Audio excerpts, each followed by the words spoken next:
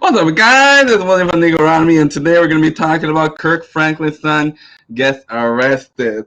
And I know the reason why Kirk Franklin has been quiet for the past few days is because he's happy and he's joyful now that finally his son is arrested and he's somewhere safe. Let me explain. When I was renting out rooming houses, there's one reason why if you have a family that's well-to-do, why they would want to put you in a rooming house is because they've had enough of you. They can't keep you. They can't keep you around the house. They're living in the Beverly Hills mansion, and you've just been trouble. And even the neighbors are bothering about your child and saying that we don't want him in the neighborhood. So what they do is they take you to a rooming house. They take you to an apartment far away over there, far away from our family and the community. And they put you over there and they put you in these rooming houses because even your own family doesn't want to house you. That's why they put you in these rooming houses. So I had this situation with this guy named Thomas. He was renting a room. The mother and the grandmother were well-to-do people, and they said we can't take care of this guy anymore. He's over 18. You go over there. We'll give you a couple of years. We'll pay for your rent. You just stay over there. Just don't come and see us. We don't want you around us, and you just stay over there. And I was like, oh man, as a landlord, and I hear talking about you want to pay for a whole year. My mouth is salivating. I'm like, yes, I'll take that money. But that was when I was just getting started and I was hungry and I'd just taken any residence. But then I quickly found out that now I know why you get a lot of money for these rooms because not only are you providing shelter, but you almost got to do supervision on these guys, right?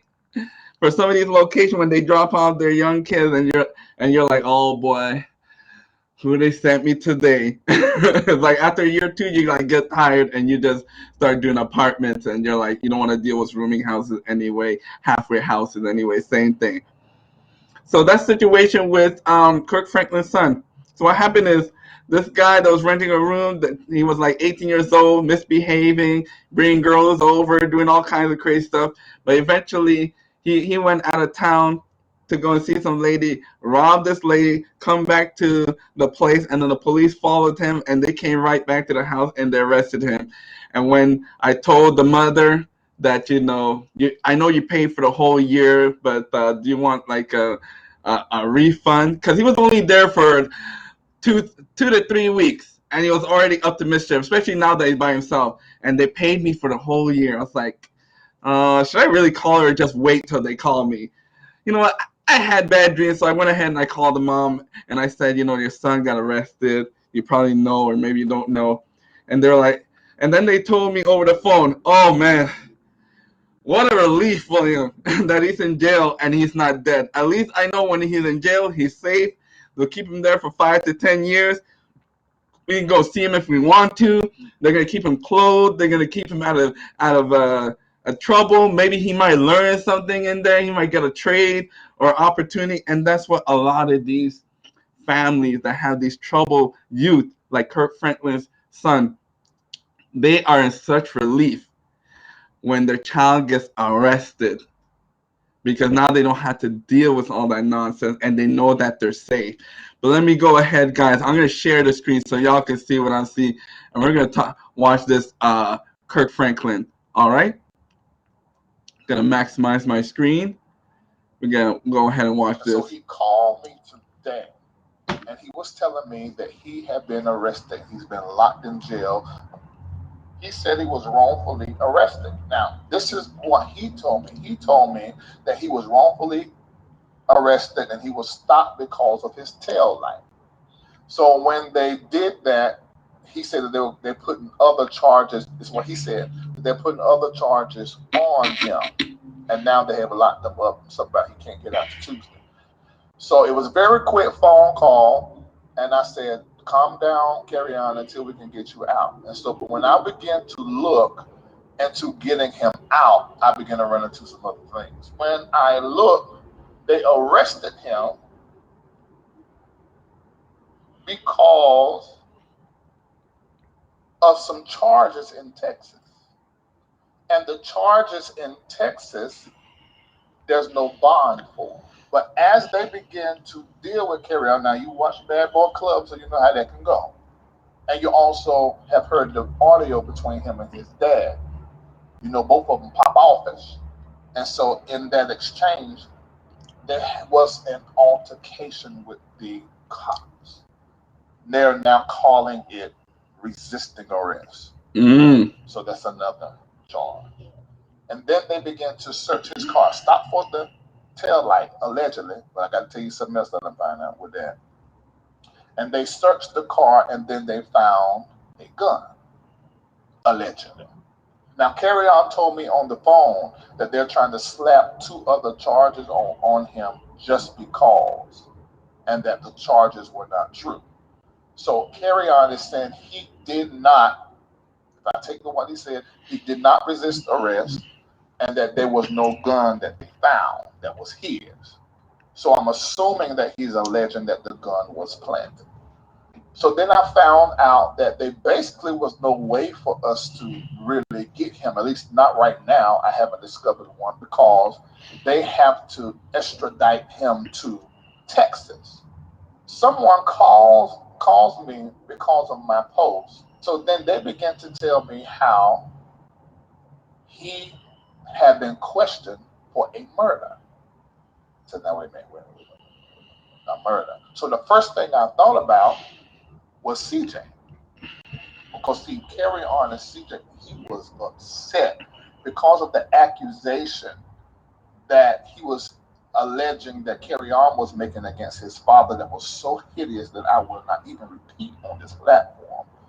And then he just up and dead. So I'm like, wait a minute, let me call them. And so it's not about his death because that was an overdose.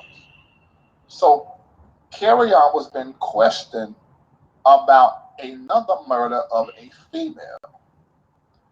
And I said, okay, well, what would, I mean, he told me that the brake light, whatever was out, that's why they stopped him. They said, that may not be the reason why they stopped him because he's driving the car of the murdered victim. Mm. You driving the car of a murdered victim. Holy. Oh, guys. So, yeah, Kirk Franklin, after hearing this news, he has remained quiet. Because I think Kirk Franklin, he knows about this story. Because this story reminds me of the prodigal son. I know all of y'all who are Christians know about this story. And that's what the situation is going on with Kirk Franklin's son. You know, you came out, you're raised by this gospel Christian life, and look at how you turned out. And that's why when you're going to jail, you're going to learn a lot about life when you're in jail. Because when a lot of people see and they ask you about your story and you tell them that you were living in Beverly Hills in this mansion with Kirk Franklin and you in a strong family household, raised the right way, those criminals are going to look at you and be like, bro, at least you had a chance of a good life. We didn't have a good chance. We were raised up by single mothers. Some of us are adopted. And now you come into jail, no one's going to feel sorry for you. And it's going to be a great awakening when he goes to jail and he meets other people and how they were living. He's going to be very thankful. And this is going to change a lot. And that's why with the prodigal son story where the son takes all his inheritance, he goes out into the world, and then the world teaches serious lessons about life. And then when he comes back to his father welcomes him in with open arms because he's seen the struggles out there. The son that comes back, he's so ashamed of what he's done that he just wants to be treated like one of the animals in the stable. If I would just stay in one of the stables, at least I wouldn't be out here on the street starving to death. I would at least have some kind of heat if I lived here with the stables with the pigs and the cows. And it's gonna have a humbling experience. That's what I'm trying to see. Hopefully that when he gets arrested, that this is gonna be a humbling experience for his son. That you've been given everything in life and look at how you're mismanaging it, and now you're gonna be at the bottom of the bottom, the low of the lows, was all of the criminals crammed into one spot like a sardine. And when you start talking to them and they start picking away your information, you're gonna look embarrassed. Like people are just gonna like ignore you. Like you're gonna have no strike because they're gonna be like, at least we had to struggle to survive. You could have went on and does a whole bunch of things. Like he's just acting like bad of LA, trying to make it like it's exciting. So he gets stopped with a broken tail light. You know how it is for brothers. You get stopped and then you do the search. And whenever they stop me, they do the search my car. They don't find anything in my car. They keep it going. That's what happens in America. In Canada, they don't really do those car searches like they do in America. I only saw those car searches when I came to America. When I was in Canada, all they do, when you get caught for speeding, they say, how fast were you going? They give you a ticket and you're on your way and you're gone. They're not doing none of these searches like they do here in America. Here in America, man, it's something else when you get arrested. I mean, when you get stopped by the cop, they want to do searches. They want to ask all kinds of questions. So they search my car. They let me go because I already know how it is here in America when they do spot checks on brothers. So what they did with him is they spot checked Kirk Franklin's son, broken taillight. The car was stolen, and the car owner just got murdered. And here you are with guns and drugs on you. Like you're gonna go away for decades. You're about to go for decades, and it's gonna be a humbling experience when you go to jail, and people find out that you're Kirk Franklin's son. Like some of them are gonna be like, you have no excuse to even come here. Like why are you even here? And this is gonna be great. He'll find religion. He's gonna find a trade. He's gonna find Jesus in the jail. That's what's gonna happen. He's gonna learn a lot. And this is probably the best thing Kirk Franklin was thinking about. He's gonna be like, this is such relief that finally our son is arrested and he's not murdered. He's not 6 feet under. At least we know where he's at. And there's another chance for him to turn from his wicked ways and become like the prodigal son. Oh boy, this might be the best thing for his son. But anyways, guys, what do y'all think? Leave your comments down below. Make sure you like, share, and subscribe. That's all I gotta say about this video. Bye-bye. Please, I don't have any time for any gossip now. Eh? Yes. Look at you.